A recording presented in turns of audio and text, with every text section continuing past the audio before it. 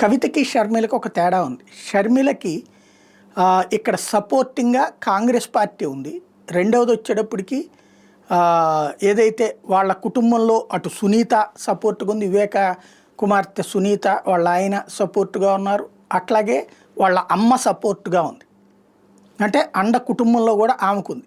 జగన్ ఒంటరయ్యాడు కానీ షర్మిలకి వాళ్ళందరి సపోర్టు వచ్చింది. అదే కవిత విషయంలో ఏ ఒక్కళ్ళ సపోర్టు రాలేదు. పైగా ఆమె జాగృతిని కూడా చీల్చడానికి సాగర్ లాంటి వాళ్ళు ముందుకు వచ్చేసినటువంటి పరిస్థితి స్పష్టంగా కనబడింది. అంటే ఇప్పుడు కేసీఆర్ ముందుకు కవిత ఆఫ్టర్ ఆల్, కవిత ముందు సాగర్ ఆఫ్టర్ ఆల్, బట్ ఇప్పుడు అది కూడా లాక్కుంటాం అనేటటువంటి కాన్సెప్ట్తో ఉంది. ఇంకోటి కుటుంబం నుంచి కూడా తల్లి కానీ అన్న కానీ ఇప్పుడు భావన ఎట్టాగు దొంగం చేసింది, అట్లాగే మరొక ఇది కజిన్ని సంతోష్ రావుని దొంగం చేసింది. కాబట్టి ఇంకా అట్టించి ఎవరి సపోర్ట్ లేదు, పార్టీలో ఎవరి సపోర్ట్ లేదు. ఓవరాల్గా తనని తాను ఒక్కసారి ఆత్మసమీక్ష చేసుకోవాల్సినటువంటి పరిస్థితి కవితది. తను చేస్తుంది రైటా రాంగా అన్నది.